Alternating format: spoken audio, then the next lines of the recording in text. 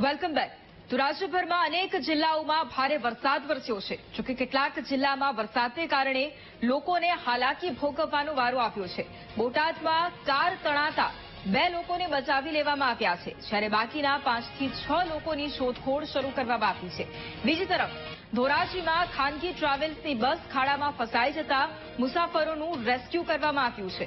તો આ તરફ સુરેન્દ્રનગરના ચોટીલાના રૂડેશ્વર તળાવમાં વ્યક્તિ ફસાઈ જતા તેનું પણ રેસ્ક્યુ કરવામાં આવ્યું, જ્યારે ભાવનગરના પાલીતાણાના રજાવડ નદીમાં કાર તણાઈ ગઈ હતી।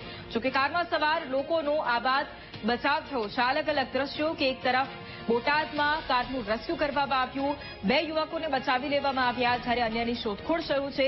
બીજી તરફના દ્રશ્યો કે જ્યાં ધોરાજીના કે જ્યાં ખાનગી બસ ખાડામાં ફસાઈ ગઈ હતી, મુસાફરોના જીવ તાળવે ચોંટ્યા હતા, તે લોકોનું પણ રેસ્ક્યુ કરવામાં આવ્યું। બીજી તરફ સુરેન્દ્રનગરના ચોટીલામાં એક વ્યક્તિ પાણીમાં ફસાઈ જતા તેનું પણ રેસ્ક્યુ કરવામાં આવ્યું છે, જ્યારે ભાવનગરના પાલીતાણામાં પણ કારમાં સવાર પરિવારનું રેસ્ક્યુ કરાયું છે।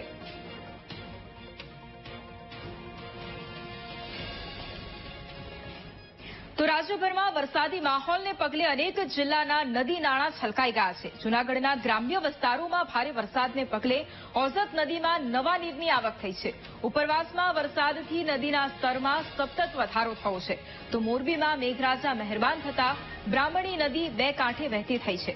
જસદણમાં ભારે વરસાદને પગલે ભાદર અને ખારી નદીમાં પૂર આવ્યું છે, જ્યારે બોટાદમાં ધોધમાર વરસાદ વરસતા કેરી નદીમાં ઘોડાપૂરની સ્થિતિ જોવા મળી।